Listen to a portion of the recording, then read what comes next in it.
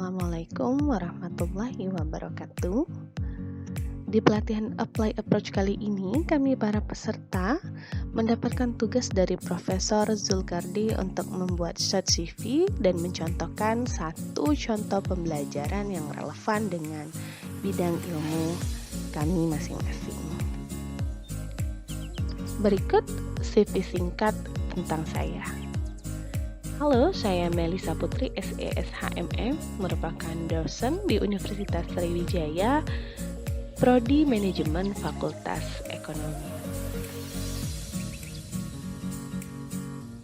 Berikut tentang pendidikan formal saya. Tahun 2018 saya telah menyelesaikan pendidikan master saya di Universitas Bina Dharma, 2019 di Universitas Sakakirti, jurusan Ilmu Hukum, Fakultas Hukum, 2016 di Universitas Terbuka di jurusan Akuntansi Fakultas Ekonomi. Tahun 2014 saya menyelesaikan pendidikan D3 saya di Politeknik Negeri Sriwijaya, jurusan Akuntansi.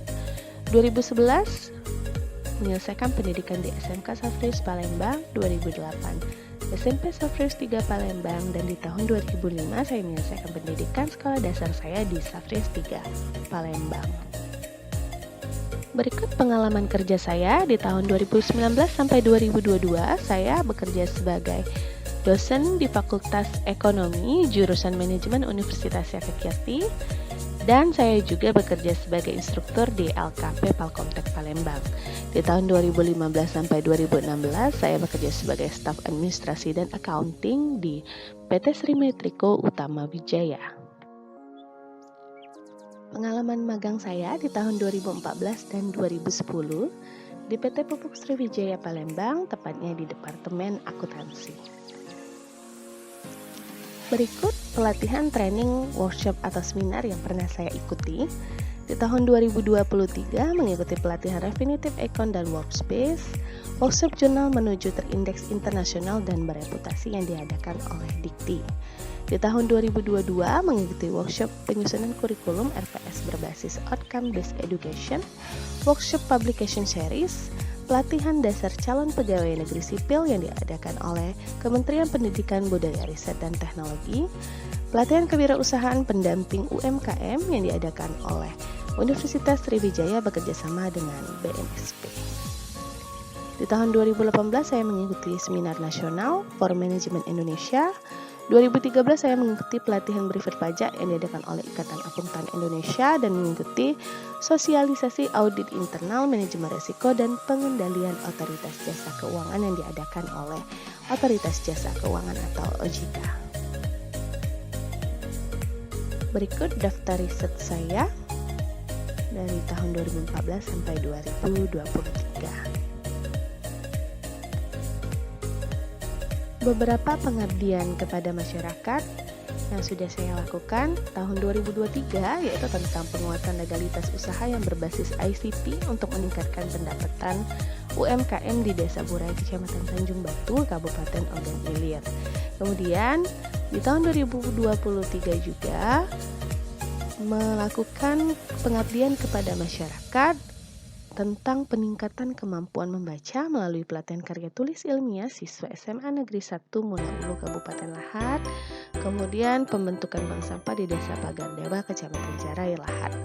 Nah, untuk di tahun 2022 ada dua pengabdian kepada masyarakat yang telah saya lakukan. Yang pertama tentang pemberdayaan masyarakat di Desa Kerincing Kecamatan Tanjung Rajo Kabupaten Ogan Ilir mengenai membaca peluang bisnis dan pengelolaan keuangan, dan yang kedua belajar inisiasi menabung sejak dini dan mengenal kesehatan gigi dan mulut bagi anak-anak di Desa Burai, Kabupaten Ogan Ilir, Sumatera Selatan.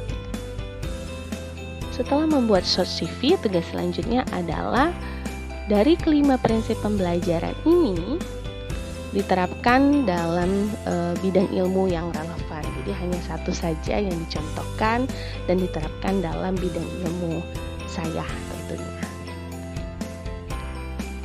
Berikut kelima prinsip-prinsip pembelajaran. Yang pertama, kondisi peserta didik. Yang kedua, pembelajaran sepanjang hayat. Yang ketiga, holistik. Yang keempat, relevan. Dan yang kelima, berkelanjutan. Itulah kelima prinsip-prinsip pembelajaran yang diterapkan dalam kurikulum Merdeka Belajar.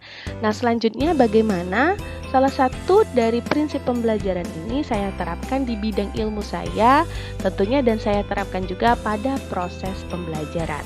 Nah, untuk mata kuliah yang saya pilih di sini adalah mata kuliah penganggaran perusahaan. Berikut penerapan prinsip belajar sepanjang hayat yang saya terapkan pada mata kuliah penganggaran perusahaan. Untuk yang pertama, itu sumber referensi pembelajaran mata kuliah penganggaran perusahaan tidak hanya bergantung pada textbook. Jadi untuk selama ini, untuk mata kuliah penganggaran perusahaan, referensinya hanya berpatokan pada textbook saja. Jadi saya berpikir bahwa dengan hanya berpatokan pada textbook saja, membatasi ruang lingkup dari referensi untuk belajar mahasiswa gitu. Yang kedua, saya selama ini jarang sekali membuka diskusi kelompok untuk di mata kuliah penganggaran perusahaan. Setelah saya melakukan evaluasi dari hasil-hasil pembelajaran mata kuliah penganggaran perusahaan sebelumnya, masih banyak mahasiswa yang belum paham dan belum mengerti tentang penyusunan anggaran perusahaan.